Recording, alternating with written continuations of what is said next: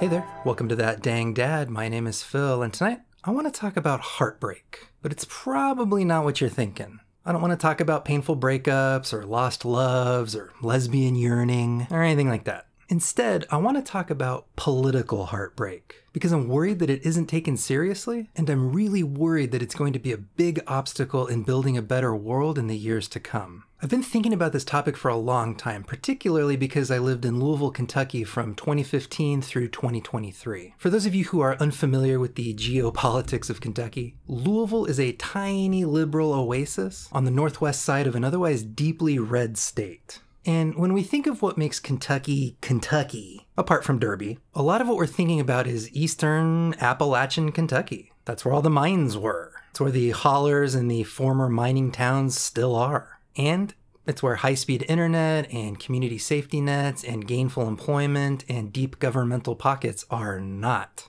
Eastern Kentucky is a gateway to Appalachia, a region of the United States that is iconic for how badly its residents have been abused, ignored, and exploited. I talked about this in a video last year about coal country and AI. All you need to know is that from the 1880s to the 1950s, coal was the dominant source of energy in the United States, and Appalachia was chock full of that sweet, sweet carbon candy. For many decades, coal companies sent men and boys into dark holes with cut-rate safety features to retrieve that coal, via grueling labor that left miners' lungs black with sediment and their muscles and joints permanently damaged from exertion. The coal companies used automation and MTR to strip everything they could from the land, exclude local workers as much as possible, and bring the profits back out of the state. In the past decade alone, over 33,000 coal mining jobs vanished from the country. And when those jobs vanished, so did all the other local businesses that supported them. And as the region slid deeper into poverty, the families were caught between Republicans lying to them and Democrats laughing at them. Then, in a cruel twist of fate, the carbon released from decades of coal burning warmed the planet, caused increased storm activity and increased rainfall in the area, and the mountaintop removal process so badly damaged the landscape that those storms now bring catastrophic flooding to a region already suffering from underfunded infrastructure. In 2022, at least 37 people were killed in the East Kentucky floods, and the region is not even close to being restored a year later. Many families already dangling from the edge of precarity lost what little they had.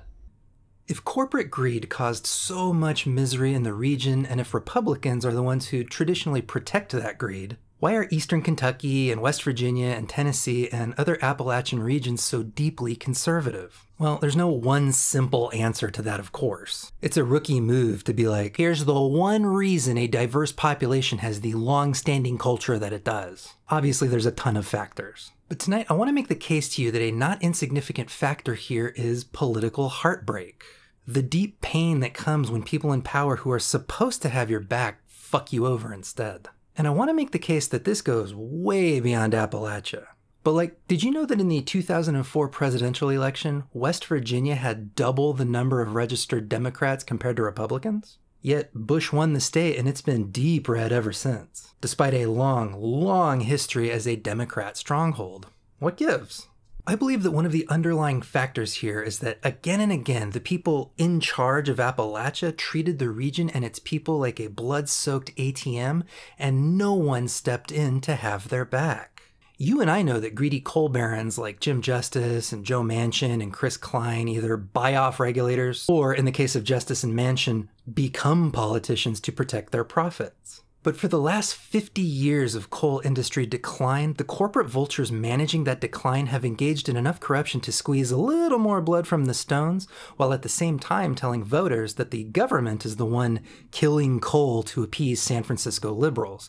They keep all the money, and they absorb none of the anger.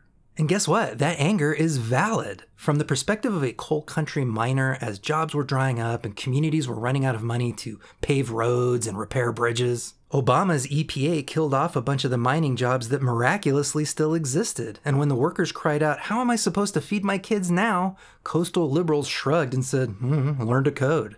National Democrats oppose new mines, they oppose the new prisons that fraudulently promise to bring jobs to the region, and they just appear to have no interest in answering what now.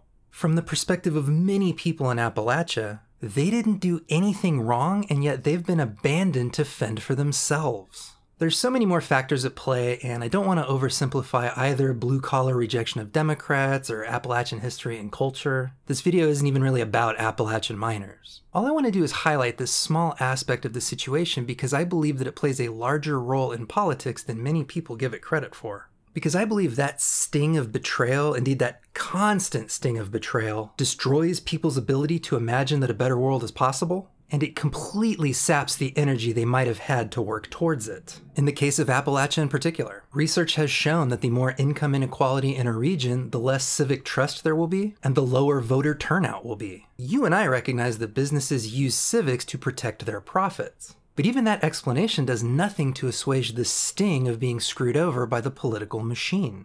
I mean, we expect businesses to be cold and ruthless, but the government is supposed to protect those of us who followed all the rules, and when it doesn't, people feel really alienated from politics and really resentful of those in the halls of power. And for many people in coal country and the South and the Great Plains, particularly those struggling against poverty and abjection, Democrats are the party of the government. And it doesn't matter if their analysis misses the mark, because for many, that's just how it feels. You know what? Let me start over and talk about this in a different way. Let's talk about creationism. Just stick with me, it'll make sense. When I was a good little church kid, I was also really into learning about science and technology. And the pastors I grew up with were very clear in the pulpit. Evolution was an evil ideology that not only disrespected the God of creation, but it had also been debunked and had no scientific basis. And it's not like a pastor would just lie in front of the church or repeat untrue facts that he hadn't researched. That's inconceivable. So I started repeating those claims to my less churchy friends.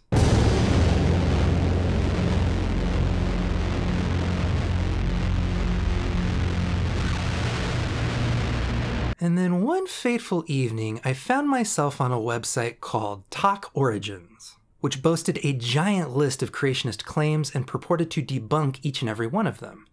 Well, I cracked my knuckles, I summoned up the confidence that only a 19-year-old white guy could possess, and I got ready to debunk the debunkers. There was just one little issue. They had done meticulous research, and it turns out I didn't know shit about fuck. So I sat there for like hours, cross-checking their references, reading snippets of science papers, even discovering Christian scientists who weren't creationists affirming this research. I, who had every reason to be maximally skeptical, could not escape the reality that my pastors had lied to me from the pulpit, and I had repeated those lies to others many times.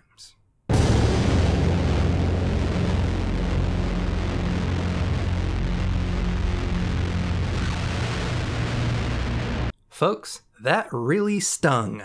I was so angry and so humiliated. It completely shattered my trust in Christendom broadly, and while I didn't jump ship until much later, that betrayal paved the way for me to eventually walk away from the faith entirely. Not because of creationism or evolution in and of themselves, but because if Christianity could amplify liars and cranks so easily and for so long, it meant God either couldn't or wouldn't protect his flock from liars. And I knew I could never again just relax and be a good little follower. I would always be wondering whether any given pastor or teacher was working an angle, and God apparently didn't seem to care. If you were an internet atheist type in the early 2000s, you might be tempted to see this as a triumph of facts and logic over some rube who still believed in his magic sky daddy. And while well-researched information lit the spark, it wasn't facts and logic that was fueling the fire that consumed my faith. It was an emotion. The emotion of heartbreak.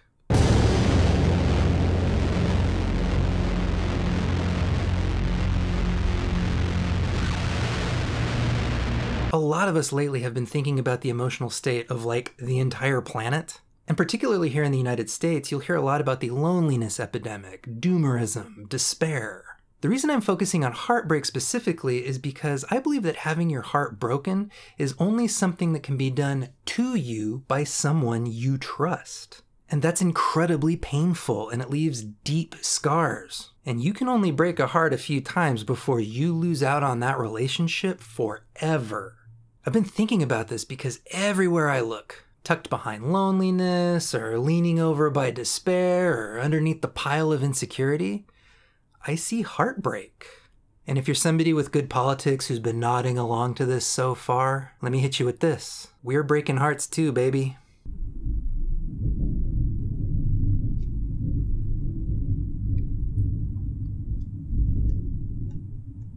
Like, whatever your opinion is about people who are still COVID cautious or still talking a lot about long COVID, understand that a large chunk of the disabled community tried to organize with abled allies over the last 4 years. And not only were they not even accommodated, many were ignored, mocked, and summarily excluded. I personally know disabled activists who no longer trust their should-be comrades and who will no longer organize with them. Folks, if bleeding heart commie pinkos are teaching people on the margins that they aren't welcome, that's not good. We only survive together, and we need to make sure that the most vulnerable have a seat at the table, and preferably front and center. From another angle, and not to open up any old wounds. But like, once a month, a prominent lefty with a platform gets caught being a sex pest. It's one thing when it's just some rando being a creep, but it's quite another when somebody says one thing from the YouTube pulpit and then uses that platform to harm people in the audience. That breaks hearts. That alienates people and it kills communities. And when a community dies, some of the people who are a part of it will decide never to get involved again.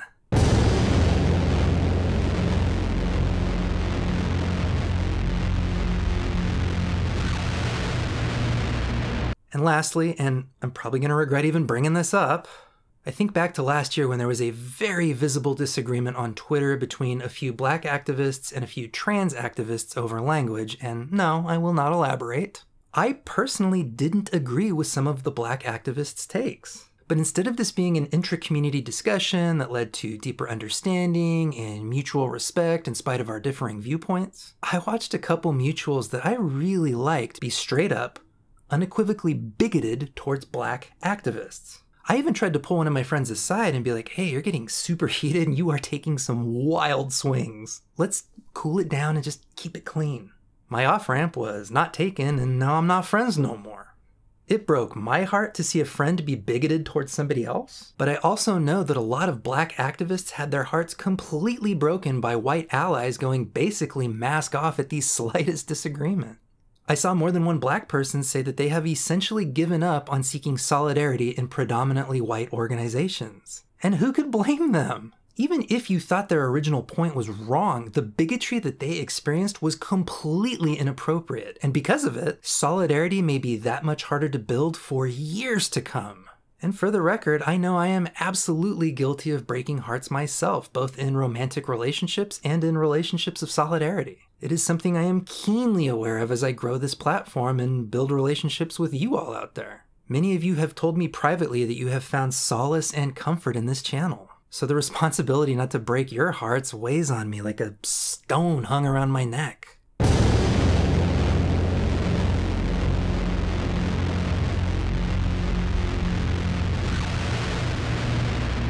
So why am I talking about this? Well, like I said, as I cast my gaze to and fro about my community and my nation, I see heartbreak everywhere. From the kids of parents who don't support them, to the parents trying to make ends meet who keep getting fucked over by big business, to the dying mining towns of Appalachia, to the good people of Gaza being starved and shot to death by their neighbors, to the Zoomers who see total inaction on climate change, to the disabled activists begging you to just show them that you care with a mask, to the black activists wondering how many times they get to complain about something before their white comrades turn on them. And what worries me is, like with income inequality in Appalachia, I think heartbreak makes people distrust their neighbors, distrust their government, and distrust the efficacy of collective action. And what scares me for the United States in particular is that we are a nation full of people who are brokenhearted and isolated and alienated and hopeless, but who also have access to a mountain of guns and a culture that tells us guns can make you powerful and feared and respected. If there's no future, why not settle some scores now? So typically I like to end on, if not a positive note, at least an active one. This then is how you should live kind of thing. And for this one, it's kind of tricky. Like, an obvious takeaway is, if you have a platform, you have an even greater responsibility not to be a shitbag, because your shitbaggery has the potential to break a lot more hearts.